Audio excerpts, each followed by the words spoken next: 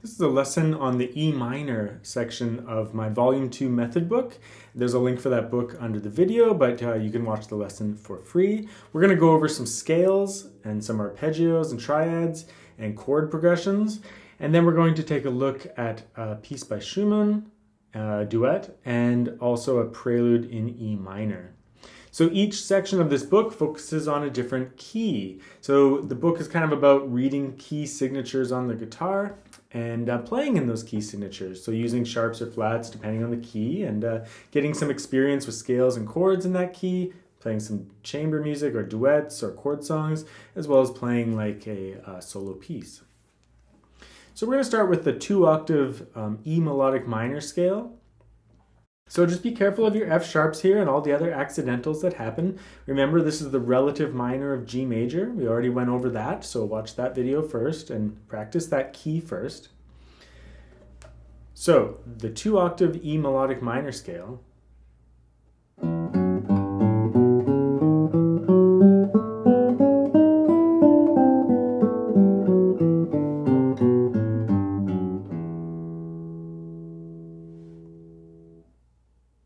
Now the position scale just goes to the highest note. Now in this scale there's not many notes, but instead of just going up to the E, we'll go all the way up to the highest note in position, which just is more about reading music within a key.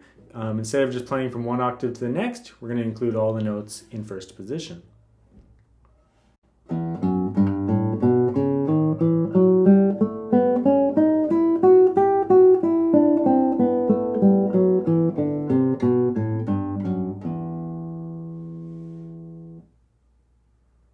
And then we have a 1-octave E minor arpeggio. So this is just an E minor chord broken up into a single note arpeggio. All you really have to do is grab an E.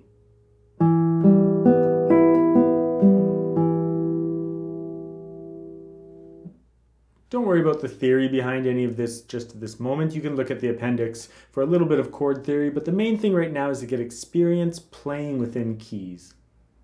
So the E minor triads, we'll use our third finger on E and our second finger on B. Root position, or E in the bass. Second position, or fifth in the bass.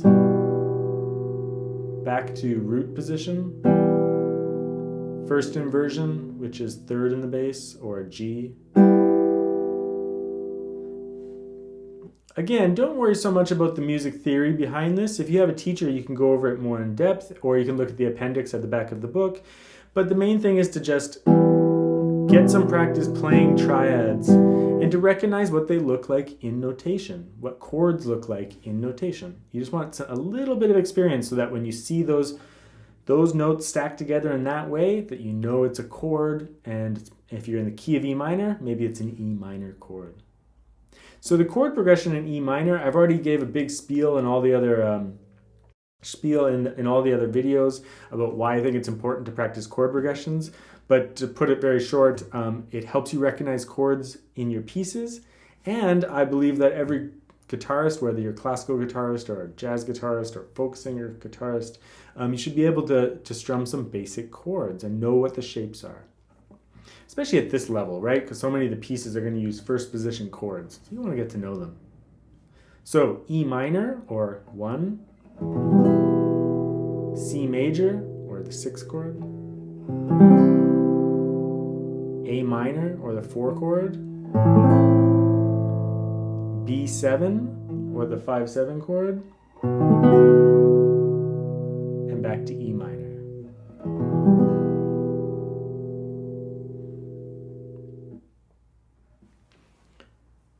The duet in this key is a piece by Robert Schumann, and it essentially translates into first loss or first heartbreak, first breakup maybe. So it's kind of a sad song. So minor keys tend to be kind of sad, more serious sounding in some ways. And this piece is originally for piano or keyboard, right? And if you have a teacher or a friend that plays guitar, play it as a duet. You should play the top part. But if you're just on your own, just play the top line as a beautiful melody, because it just works. It works nicely as a nice melody. So I'll just play that first melody. There's not much to talk about. Follow the fingering. Use IM alternation the whole time.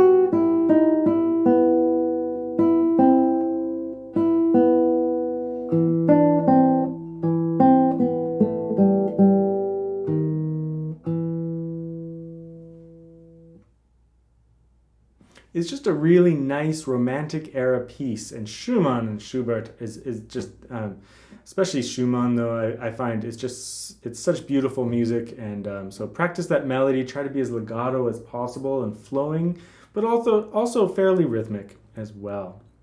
Mainly use IM the whole time, but you saw if you throw in a thumb on some of those low notes, that's fine, but you can do the whole thing with IM. There's not much else to talk about. It's a little legato study, and it's just really beautiful. So try not to play it like, all broken up, but it has to sing.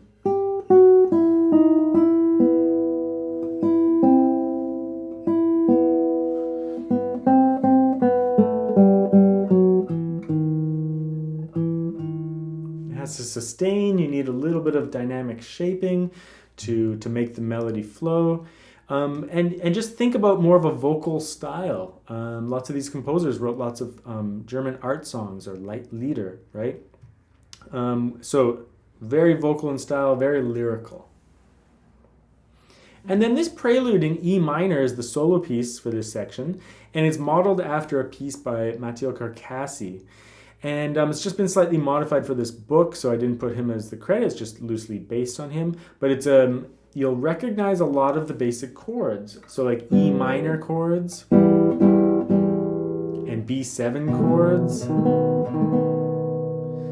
So just try to recognize some of the chords when you're playing this prelude.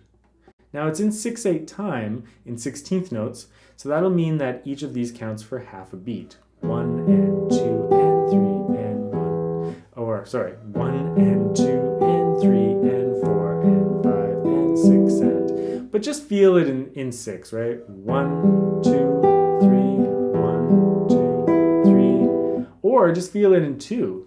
1, 2, 1, 2. The more broad of a feel that you have to the time signature, the more flowing it will probably be. But it's just one rhythm the whole time, so it's not much to worry about.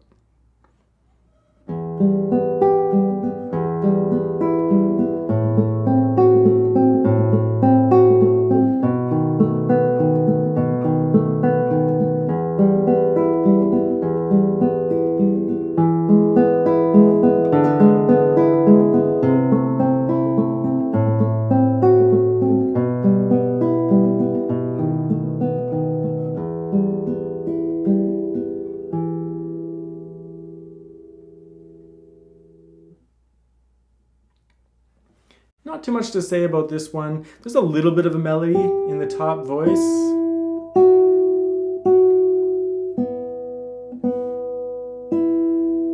In the highest note of each arpeggio. But don't worry about that too much. Just bring it out a little bit. It's kind of nice. And then on that third line, there's that really juicy bass line.